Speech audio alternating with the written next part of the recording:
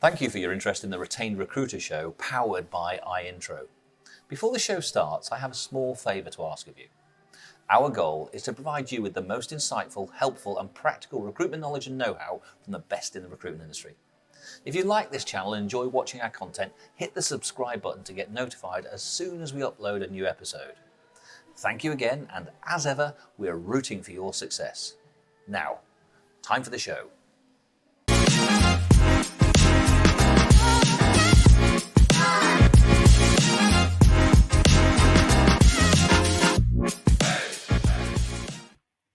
I do love that little jingle. Hello and welcome. I thought it was New Year's Eve when it was counting down then. Oh, there you go. Anyway, hello and welcome to the Retained Recruiter show. My name is James.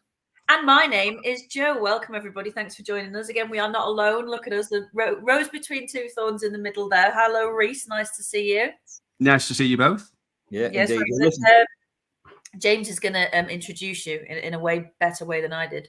Well, I'll try, but I'm not saying I'll necessarily succeed. But no, listen, we appreciate you all joining us today. And we are joined today by Reese, who spent the last 24 years of setting up and scaling recruitment businesses, which is why you're here today to listen to more about that. Now, Reese initially had two of his own businesses. He scaled and exited through sale. And over the past 12 years, through his recruitment startup and support business called Davidson Gray. So do please look them up. And now through Davidson Gray, he's helped scale numerous recruitment businesses. That's why you're here. From startup, and exited 4 of those through sale, taking one recruitment business to successful trade sale within 18 months. And you'll know how difficult that is if you've ever tried it. Now, Reese has recently shown us his scaling skills through a non-recruitment business working in partnership, founding a tax rebate business called Gorilla Tax, which rebates from startup to securing over £1 million of tax rebates every month. Well, that sounds like a lot of money. Within 12 months of its launch. And Reese has also spent time at Cranfield's Business School, initially as a student on their business growth, but he was so good they invited him back to work alongside their tutors on future business growth and scaling programs. Well, Reese, if that's not an introduction, I don't know what is. So, it doesn't sound like me. It's that. It's like, did I do all that? Yeah. Hello, You crammed a lot into your short life because I know you're only 22. You just had a tough paper round. Well, yeah. This is all fake. I've dyed it because grey's the thing at the moment. It's just a filter, a beard filter. Indeed. So Reese, welcome. No, so thank you for inviting me. Thank you, Jo. I think last time we met was a long time ago, wasn't it? When we were doing the what was it? It's called now the institution, the recruitment institution thing we were doing. Yes, it was. Yeah, many years ago. But good friendships remain, don't they? And it's brilliant to have you on the show. We're going to pick your brains massively. I think we need to crack on. We've had a lot of questions in that we want to talk to you about. There's 3 particular topics that we want to talk about today. So the 3 steps to scaling your recruitment firm, like the alliteration in that. So the first thing we want to talk about is succession planning. I mean, I think firstly, I'd like you to just give us an idea of what we mean by scaling and why some businesses want to do it, because not all businesses want to scale to exit, do they? Scaling can take many different shapes and forms. But then we want to talk about succession planning. We want to talk about smart marketing, and then we want to talk about growing your leaders in your business. So we've got a lot to get through, and probably not enough time. So we're going to talk fast. Yes, absolutely. James, what we're going to kick off with? Well, Reese, let's kick off with you. Just give us an overview of where you see your skills and expertise lies, and then we'll go straight into the first one about the importance of succession planning. So just fire away. I think it's good. I've been there, got the T-shirt. I did it myself. I built the 2 businesses that I built through to sale. And that's why I do what I do now with Davidson Gray, because the amount of learning I got hands-on, I wanted to cascade down to other people, because I made a lot of mistakes, but pain is a better teacher than pleasure. So I learned a lot through getting it wrong, and then learned a lot through getting it right and seeing the results of getting it right. So because I've scaled the business that I had, and then I've got the benefit of working now in Davidson Gray, where all I'm doing now is really the strategy and mentoring. I've got a team that back up and do the support for the accounts and the marketing, that kind of thing. But I'm working all the time on strategy. So I'm getting better and better and better, because I'm redoing it with different businesses. So rather than using the same blueprint of the businesses I've had before, I'm working with different personalities, different cultures, different markets, and being successful in all of those. So I'm becoming a more rounded business professional. You mentioned earlier on I did some studies at Cranfield, which I thought was amazing, because I thought you could self-teach being an entrepreneur, which you can to a degree, but it is actually a skill. It's a brand new job. So that's part of the failing I think a lot of recruiters have, is they wing it to a point and they get caught out. And if you're scaling a business, you'll be going to a new job constantly all the time as the business grows. And how are you going to know how to do that new job if you've never done it before? So it's that sort of, that's where I bring my experiences, scaling numerous businesses in different ways with different people in different markets, and seeing how things work. So I'm constantly trying to be the best I can be. It's that self-actualization. I always be the best version of me and become the perfect business person, which I'll never be, because you can't be the perfect business person. But it's that I'm constantly working with growing and scaling and strategy all the time. That's what I do now. Reece, I've got a question there that's just popped up in my mind, and I think it was a question for later, but I'll bring it up now. And that's because when you invested, because that's what you did in Cranfield Business School, you then came on to saying, listen, there is no blueprint for this necessarily. You can't just wing it, because there might be people in here who say, well, I've done it, but winging it's not a good idea. So I think it's the importance of coaching and mentoring. And so I'd just be interested in your views on that, or maybe just express them. But that's the question that came to my mind. Well, I did it myself. I winged it for 5 years. And then I went to Cranfield University, and I got the guy that was coaching us there to be my non-exec. And it just helped me understand that rather than trying to be the smart ass and do it all yourself, is go to somebody who's got more experience, who's been there before. So they can help prevent you making mistakes before you make them. And also, rather than making a mistake, you're getting it right so the mistake doesn't happen. But with a coach and a mentor, it's also about keeping you honest, because you can get a bit carried away with your success. And if you're carried away with success, I had what I call a fat and lazy stage, where the business was shitty cash and we were doing great. But underneath it, there were things going wrong. There was the people weren't hitting the numbers, the processes weren't being hit, but everything seems to be going right. If you've got a mentor and a coach, they're keeping you honest on your numbers, and they're stopping you slipping into the stuff that you enjoy, which human nature does, but keeping you honest on that. But it's more so, it's if you've never done the job before, how can you expect to be able to teach yourself to do it? Work with somebody who's done it before, or if they've not done it before, they've worked with businesses and got the intellect and they've got the experience in academia to be able to guide you in the right direction. So what you're not doing is learning as I did in the first 5 years by making mistakes, because that's stupid. My ego wanted me to do it myself, but the smart thing is hire somebody smarter than you. Hire somebody who's more experienced than you and learn from them. That's the really clever thing. So, mentoring and coaching is a big thing. I can get the soapbox about it, but if you want to grow a business, the value you get from coaching and mentoring, it just fast tracks the business, and it also removes the stress, because sometimes it's quite lonely running a business, because who do you talk to? Yeah. You want to talk to somebody who understands, who you can bounce something off and you respect their opinions. So it helps that in your decision making, but also it can push you as well, because you can get a little bit lazy in pushing not just the growth of the business, but the involvement to make it a better business, not necessarily bigger, but a better business. And it keeps you also disciplined of working on the business rather than in it, because you can be dragged into a business, but standing back and working on the strategy and implementing the strategy, and also having you accountable to actually following through on the strategy, because you can have these great ideas, then don't do them. But if you've got a meet on a regular basis with a mentor and a coach, how have you got on with that process you would do, or the market or whatever? So it keeps you honest. It's that accountability, isn't it? Because the objectivity of the independent third party, coach, mentor, non-exec, whichever route you take, I think it's that point of knowing almost, and maybe this is wrong, but sometimes the analogy is, you're going to be speaking to them. So if you haven't done it, you just got to look in the mirror and say, well, why did I commit to doing this with somebody? Because you sort of feel small if you don't actually start to follow through with it, I suppose, and maybe that's the accountability part. So I think it's really important. But let's move on to talk about the importance of succession planning, because I know that's one of the topics that, and I may have veered us off there in terms of where we went to, but talk through the importance of succession planning. I think if you're not going to succession plan, then you can't expect to do everything yourself. You need to have people that could be, if you're going to grow the business, you can't continue to grow and do the same job. So you need people to be able to do the parts of the job that you have been doing. And that is looking at the succession of people taking on part of the task that you do now, which is easy to want to hold on to, but all you're doing is you're holding the business back. If you want to continue to have your fingers in all these pies, then you're going to slow the business back. So you'll be the blockage at the end of the day.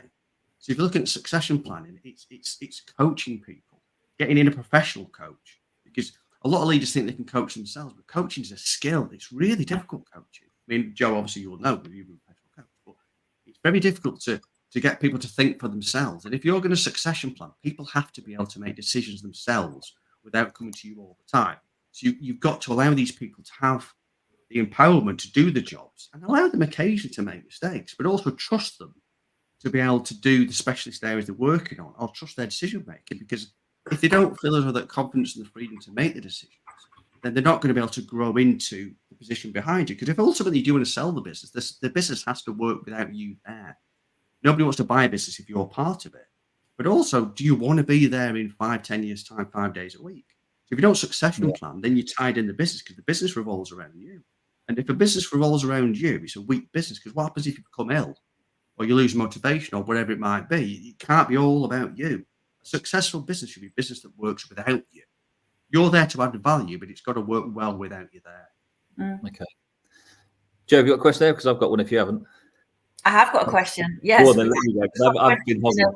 In a holding pattern. This is like London Heathrow. My first question is, how important is it that you have the right people in your business? Because you can't just succession plan with anybody in your business. And I think Michael in the comments has mentioned this point as well. Recruiters don't necessarily make good managers. No. Good managers and recruiters don't necessarily make good business owners. So how important is it to make sure we've got the right people in the business? It's essential because it's a people business, isn't it? So it's having the right people in the right places. And yes, recruiters don't necessarily make great managers, but some of them do. And you shouldn't discount they can be, because if they're not doing the managerial work now, it's not because they can't do it. You know, if you want to promote somebody, they're not doing the job now, you're going to coach them. So it comes back to the coaching again. So it is far less risky to promote from within, but there may be times you do have to hire externally. Now, certainly if you're looking at, say, a finance position or a marketing position, you will hire externally. But if you have a good leadership development program, you should really be able to grow your people. It's assessing the right people with the right skills and the right motivations, the people that have got the potential to do those jobs. And that's when it comes back to base things like looking at what do you actually want from that person. We're looking at a job spec. What's the job spec of that person? Because we don't write job specs. Recruiters do. It could be useless. If you're looking at the skills you want from that person, it's looking at the potential they've got. Now they've got the desire to actually do it. But again, it comes back to coaching. So if you can promote from within, that's always the safest, rather than bringing somebody in because it's an unknown entity. But at times you will need to. And it's understanding at which point you haven't got the right people in the business and you can't do it. And certainly if it's specialist things, because as a business grows, you don't need a finance manager initially, but in time you will. In time you'll need a finance director. At that point, you may well need to hire somebody in, similarly with marketing or HR. You're not going to get those from within. But it is critical to make sure you get the right people, but then ensure they are performing. And that's where a non-exec can come in, is to help you understand if they are performing, rather than if you bring somebody in and they're not performing, you feel it's a failure on you. And again, it's not about you. So if the person's not performing, it's nice to have somebody there as a sounding board to say, okay, I've hired in this 100 grand a year FD or this, marketing director 100 grand. It's not an area I'm an expert in, but how do I make sure that they are working? So again, the non-exec comes into that. But no, it's having the right people in your business. It's essential because you're scaling, and in effect, it's like a house of cards, isn't it? Or also, you could say a chain is only as strong as its weakest link. So if you've got somebody in the business that isn't performing, and they're there because they've been there 10 years, but they're not doing the right job, then you've got to make sure that either they get the coaching or the skills, or they move to a different position, or if it's a change of attitude, whether they actually need to leave. Because as a business grows, sometimes people have to leave. They're no longer right for the new business. Because as your business grows, it's constantly becoming a new business. Yeah, but it's very difficult to know that if you don't have a plan, isn't it? If you don't have a plan in place for your business that identifies these trigger points, at various different stages, because it takes a long time to succession plan. The clue's in the title. It's not something that's going to happen overnight. So if a business is looking to grow, what kind of plans should they be putting in place? Just sort of top level tips on what should they be considering. Joe, before we just go for that, just one thing I want to say about performance and coaching is, Yeah, one of the things we do here at iIntro is we do help people with the performance, and obviously we provide coaching and support to those people. And if ever you need to get in touch with us, or we want to sort of download and have a look at what we do, there's a little thing above the screen saying www.retainedroadmap.com, and later on there'll be flashing a thing that says, hey, if you want to have a chat with us about how we can help you improve your performance, improve your cash flow, all the important things to succession planning and leadership that we're going to be talking about, and then please do get in touch with us. But Joe, back to you. Yes, planning. Reese, give us some top tips. What should businesses be looking for when they're planning to grow? That's a tough question. It's looking at the strategy, looking at the business you want to be, and how you're going to get there. And I find that if you have a regular meeting, again, I keep using the term keeps you honest, but it's having somebody to ask you the questions to make you think. Where do you want the business to be in a year? What does success look like? What are your pain points? What is your barrier to growth? What's the biggest challenge you've got right now? And it's reviewing your business plan, because your business plan, if you write it now, then in a year it's out of date, because your business is constantly evolving. You're reacting to opportunities, you're reacting to setbacks. So it's regularly reviewing the plan and making sure you're on plan, but taking opportunities and making the most of them. So it's reviewing that and having a group of people you can talk to review that and make sure it's on plan, and setting tangible results that you're hitting the plan. So it's not just numbers of people. It's are you the market leader? Is your marketing working? Okay, you might have 5,000 visitors to your website every month, but are you getting candidates? Are you getting clients from it? So it's reassessing that plan on a regular basis, but it's actually having a plan. It comes back to what I said earlier. It's very easy to continue to work in the business rather than working on it. And as the business grows, you've got to start working more and more and more and more on the business. And it's not really natural, because as a recruiter, you tend to want to be in there with the thick of it and doing it. Like, I'm a leader, I'm there working in with people, but I have to learn that rather than being, the big personality in the room leading like that, you've got to step back and you've got to look at the strategy. You've got to be strategic. And if you're not the person to do that, at some point, you've got to realize I'm not the best person to do this. He's looking at other people that can do it, because it's not all about you. It's about making the smart decisions, having the right people who are good at things that you're not good at. And maybe it's strategy, because if you're looking to grow a business that you've never been to before, which is generally what the case is, you're at 5 million, you want to be 10 million, you've never run a 10 million pound business. How do you know how to run a 10 million pound business? And that's when it can be, do you get somebody who's actually got more experience than you, and you redefine your role to the things that you're good at and the things that you enjoy. So, that's, again, go on, we're having a day about coaching and mentoring. Having somebody to keep you disciplined, to keep looking at the business plan, setting yourself tangible results, and then staying honest to it. And if it's not on plan, what do you do about it? And it's staying consistent, and not each month you've got your meeting or whatever, it's calling off because you're too busy. It's staying disciplined to keeping to your strategy. Joe, got a question or a point that Michael's making in the comments, not about the commercial break, but you're right on that one, Michael, and also thank you, Chris. But Michael says, Reece, this is for you. He says, doesn't a high volume of business help connect the dots to scale a business? And obviously, we work in a roller coaster business sometimes. So, what are your thoughts on that? So, what was the question again? It's saying if you got a high volume of business, doesn't that help you connect the dots to scaling a business? Is that the thing that says to you, maybe I've got something that is scalable? That's an interesting question. It's almost like chicken and egg, really, isn't it? If you've got enough work, then you kind of need to scale it, but you kind of got to scale it to get the work sometimes. So if you have got a lot of demand, that gives you an easier platform maybe to scale it. Yeah. But you don't need the demand to scale it. You can create the demand through your strategy. So it's kind of a bit of a chicken and the egg. Which leads you into smart marketing, really, doesn't it? So, because obviously that'll help you understand where you're scaling. So that was a nice little segue. Thanks, Michael. Yeah, well, I think marketing is very misunderstood in recruitment, because a lot of business owners think it's all about direct sales. And part of the reason is recruitment business owners are impatient. And marketing takes time, but also they think marketing is something they can do themselves. But again, it's a skill. And it's understanding about how you can actually increase the brand awareness and the incoming inquiries to your business to make your environment an easier place to make money. And that's through smart marketing. And the reason why I use the term smart marketing, because anybody can spunk a load of money on marketing. It's smart marketing. And how do you know the difference between spunking the money and actually having smart marketing, it's measures. You've got to measure the result of your marketing, and that's where people get lost with it.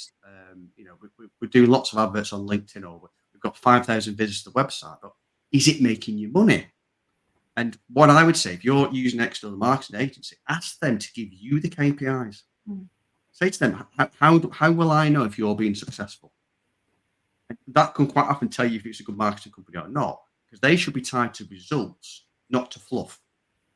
So you can have lots of podcasts and videos and that kind of thing, but does it actually make you money? It's tying it back to the KPIs. So, for example, if you've got a website, and I mentioned it earlier on, 5,000 visitors is great, but I can get you that tomorrow. But how many candidates are going to apply for jobs? How many clients are going to ring you?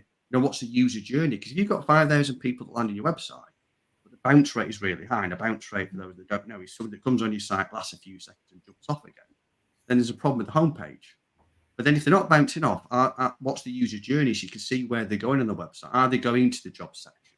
Are they going to the retained services section? Are they going to the contact page? And are people dropping off? So it's making sure you understand the results. And if you get your marketing right, you make your environment so much easier to make money. It also helps the retention of staff, because people want to work somewhere that's got good marketing. So it's a self-fulfilling prophecy to have good marketing in the business, but so few businesses have it because they'll try and do it themselves. They want quick results. They don't see it, so they sack it off. And this comes back to having a separate strategy, and then going back to, okay, do you employ a marketing director? Do you have a part-time marketing director? Probably is better. So you've got somebody who can help you with the strategy, and then you implement it. Now, not necessarily in-house, but it can be in-house, it can be external. It's having somebody who can help you again with the plan, because some marketing is quick, direct marketing is quick.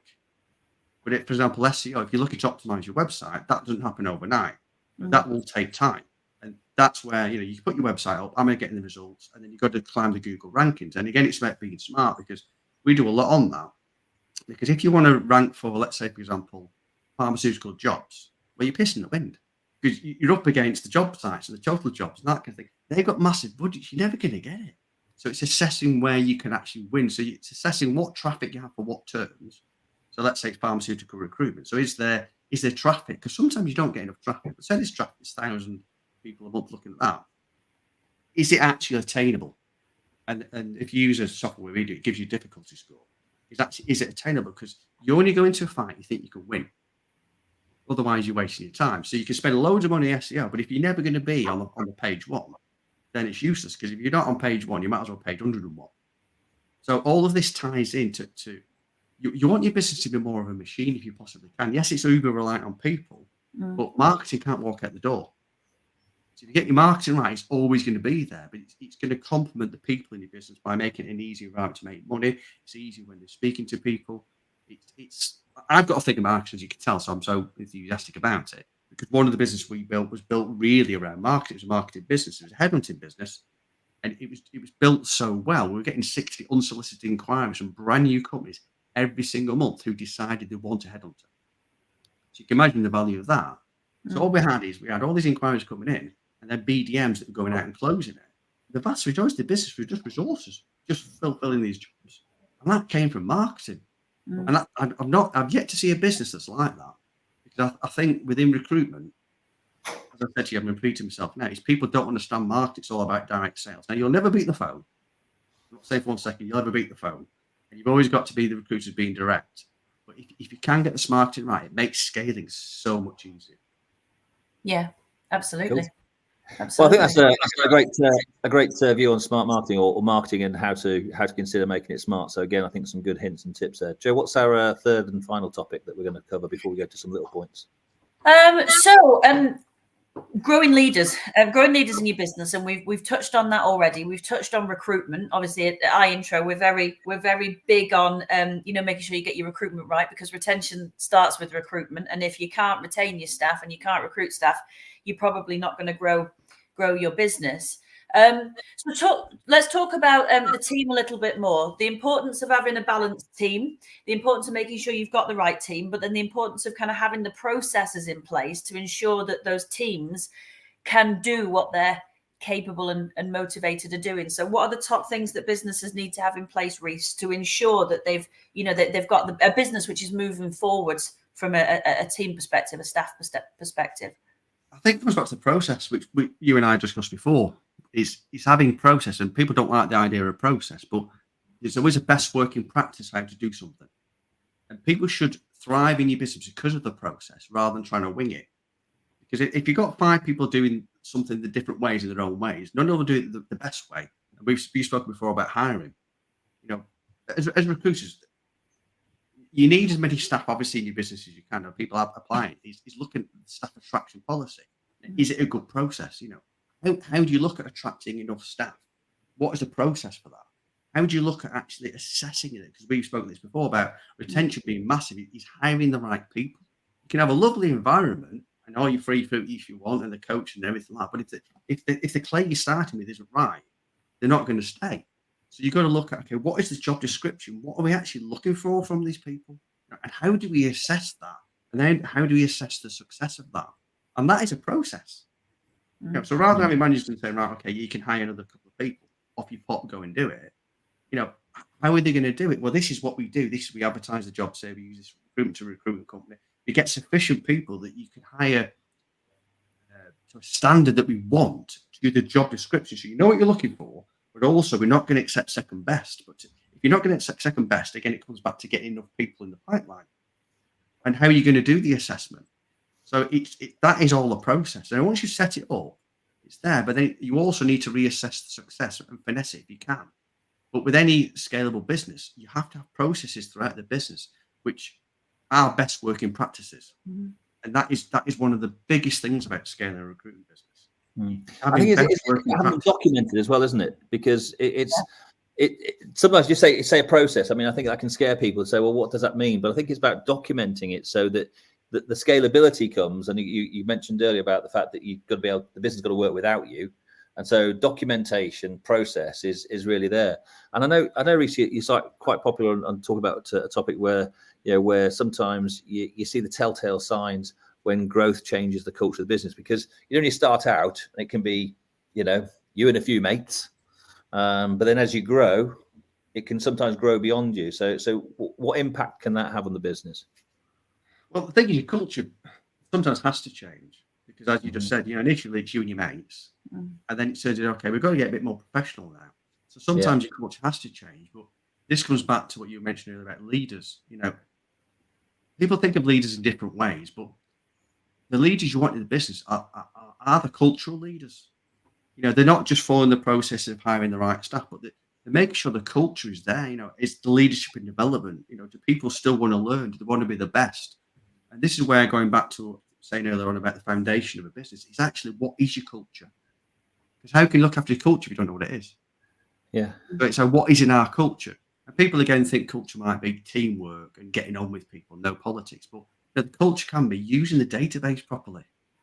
You know, everybody wants to use the database properly because they get value from it. It can be that desire to learn. So you're having regular coaching, regular development. People want to learn. People want to be the best they can be. But you've got to assess what the culture is and make sure that you can stick with it through the leaders. So what I recommend is maybe every 3 or 6 months, you revisit the culture and say, okay, are we still the culture we want to be? And does it need to change? But also what I found handy is if you pull in a few people at the coalface every now and again and talk to them about the culture and check whether they're feeling it. So what you haven't got is a load of yes men and women that tell you the culture's great. You know at the coalface. Now, you don't necessarily need to do that yourself. But it's hearing from the people within the business multi-levels that the culture is still the same. But like I say, the key thing is understanding what your culture is. And it's not just everybody gets on well, they get on and, you know, there's no backbiting and people share candidates, that kind of thing. It is actually looking at it in a more tangible, strategic way, which comes back to, again, maybe having somebody with experience helping you to understand what the culture is and at what stage does that culture need to change. And once you've gone from, say, a few people, as you mentioned earlier on, and then you've got multi managers, and then you need multi-level management, and then before you know it's getting right, the culture can't be quite the same. We've got to make sure we have the correct processes for appraisals. We have the correct processes to make sure that we're not falling foul of any policies and people coming back. You know, and also sometimes you find that the people that were part of the culture at the beginning might change. And you can't ignore that, because if you have somebody existing, or more importantly, you have somebody in, who's a cultural assassin, it don't matter how much they bill, they're gone. FIFO time, fit in or fuck off. You have that conversation with them, because exiting somebody in your business is a big deal. So you should give them the chance to be able to change or leave of their own volition. But if you've got somebody in that's going to damage your culture, no matter what the bill or who they are, you've got to be ruthless, because you're looking at the greater good for everybody, not just that one person. Yeah. Joe, final question before we wrap up. I think it's going to relate to what perhaps Reece was just talking about there in terms of being ruthless. Yes, it is. So, I suppose to boil down what you're saying there, people that are in your business tend to have two things: attitude and actions. So, if you've got someone who's a top biller but has a bad attitude, then that needs looking at. What about someone who's got a great attitude but is underperforming? That's a tough one sometimes. I've certainly been there. But you've got somebody and their attitude is spot on, and they seem to be doing everything right, but they're just not making enough money. And it's difficult, because sometimes you can't produce if the attitude is spot on and they're just not performing.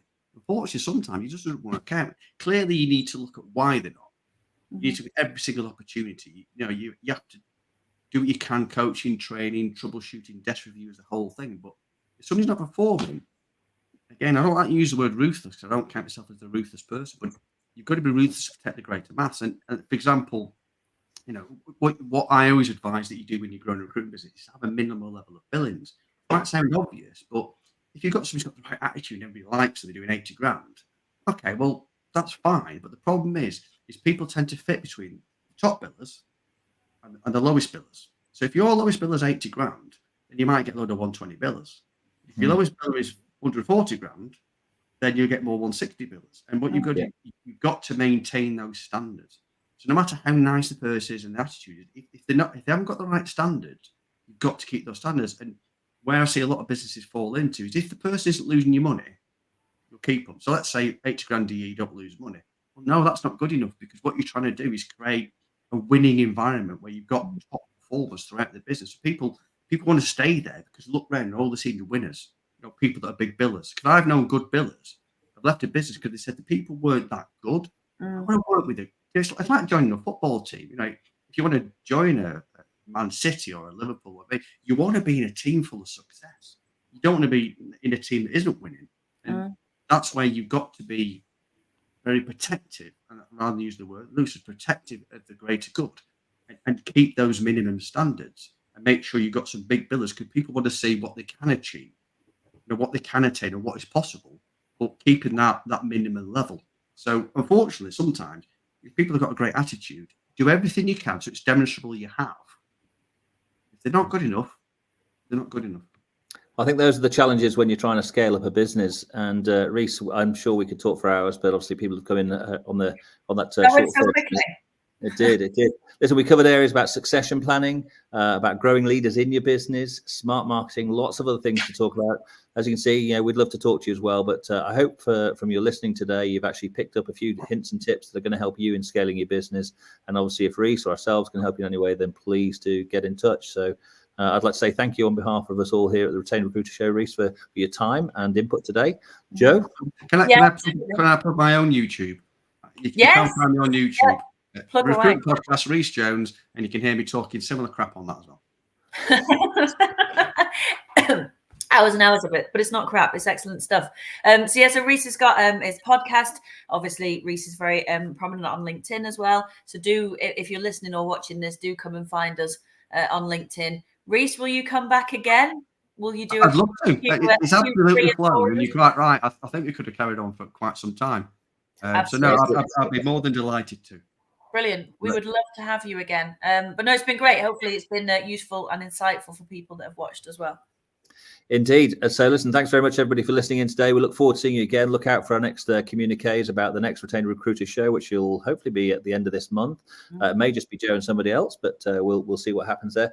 But in the meantime, thanks very much for watching. So it's goodbye from me. And it's goodbye from me. And the obligatory wave that you do on social media and video calls.